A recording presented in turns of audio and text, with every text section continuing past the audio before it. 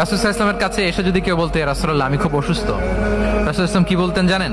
রাসূল সাল্লাল্লাহু আলাইহি ওয়াসাল্লাম বলতেন, লা বাসা আলাইকা তুহুরুন ইনশাআল্লাহ। ইয়া রাসূলুল্লাহ আমি অসুস্থ, রাসূল সাল্লাল্লাহু আলাইহি ওয়াসাল্লাম বলতেন, আরে don't worry, it will cleanse up you from your sins if Allah wish, ইনশাআল্লাহ।